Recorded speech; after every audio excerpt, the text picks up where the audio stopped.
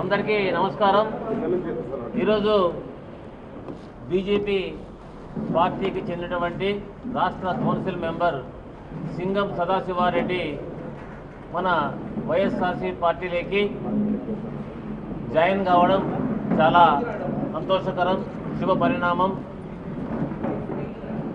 YS Jaganmohan Reddy గారు ముఖ్యమంత్రి వర్యులు చేస్తున్నటువంటి సంక్షేమ అభివృద్ధి కార్యక్రమాలకు సామాజిక న్యాయానికి ఆకర్షితుడై ఈరోజు సింగం సదాశివారెడ్డితో పాటు ఆయన మిత్ర బృందం కూడా పార్టీలోకి జాయిన్ అయ్యారు। వారందరికీ శుభాకాంక్షలు। మరి ఖచ్చితంగా రాబోయే ఎన్నికలలో అంటే దాదాపుగా ఒక 25 రోజులే ఉంది ఇక పోలింగ్। ఖచ్చితంగా కూడా రెండవసారి జగన్మోహన్ రెడ్డి గారు ముఖ్యమంత్రి కాబోతా ఉన్నారు। వైఎస్ఆర్సీ పార్టీకి రెండోసారి అధికారం కట్టబెట్టడానికి ఈ రాష్ట్ర ప్రజలు సిద్ధంగా ఉన్నారని చెప్పేసి కూడా తెలియజేస్తూ మన అనంతపురం పార్లమెంట్లో కూడా 7 అసెంబ్లీ స్థానాలు, ఒక పార్లమెంట్ స్థానం మొత్తం అన్నీ కూడా వైఎస్ఆర్ కాంగ్రెస్ పార్టీ కైవసం చేసుకుంటుందని చెప్పేసి కూడా తెలియజేస్తూ ఉన్నాం। ఇదంతా కూడా కేవలం ముఖ్యమంత్రి జగన్మోహన్ రెడ్డి గారు చేసినటువంటి సుపరిపాలన వల్లనే సాధ్యమైందని చెప్పేసి తెలియజేస్తా ఉన్నాం। జై జగన్, జోహార్ వైఎస్ఆర్।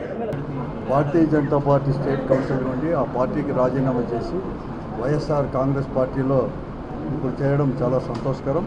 వారిని పూర్తిగా కూడా మేమందరూ కూడా ఆహ్వానిస్తున్నాం। ఈ రోజు నుంచి వైఎస్ఆర్ కుటుంబ సభ్యులు ఒకటిగా ఉంటాడు। అంతేకాకుండా ఈరోజు ప్రత్యేకంగా కూడా ఈ రాష్ట్రంలో నెలకొన్న రాజకీయ పరిస్థితుల అవకాశవాదాలు అనేది కూడా చేసుకొని ఎలా అంటే అలా కూడా అవకాశవాదాలు కూడా పెరిగిపోతున్నారు। అంతేకాకుండా 2014 నుంచి 19 వరకు కూడా ఈ రాష్ట్రంలో ఈరోజు ఎవరైతే పొత్తులు పెట్టుకున్నారో, కూటమి ఏర్పడినారో, ఆ రోజు కూడా వారి మూడు పార్టీల ఆధ్వర్యంలో కూడా ప్రభుత్వం కూడా ఏర్పడింది।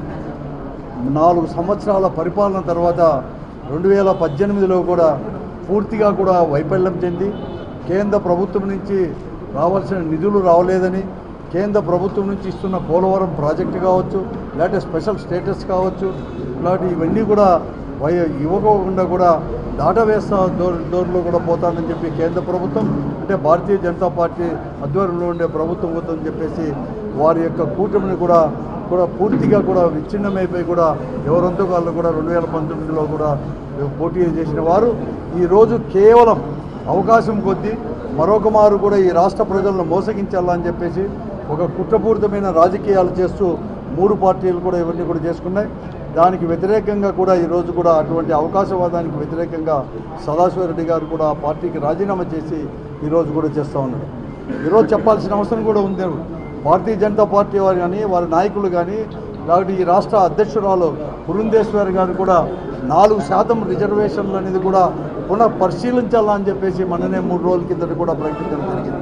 అలాగే కేంద్ర హోంమంత్రి గారు కూడా 4% రిజర్వేషన్ల గురించి వ్యతిరేకంగా మాట్లాడుతున్నారు। దానిపైన తెలుగుదేశం పార్టీ కానీ జనసేన పార్టీ యొక్క అభిప్రాయాలు చాలా స్పష్టంగా కూడా చెప్పాల్సిన అవసరం ఉంది అని చెప్పి మేము డిమాండ్ చేస్తున్నాం। అందుకోసమే జగన్మోహన్ రెడ్డి గారు మొట్టమొదటి నుంచి కూడా చెప్తున్నాడు, ఈ సంక్షేమం అనేది కూడా ఆగదు। సంక్షేమంతో పాటు ఈరోజు ఏదైతే వీరందరికీ కూడా రిజర్వేషన్లు ఇచ్చారో అవన్నీ కూడా కొనసాగుతాయి।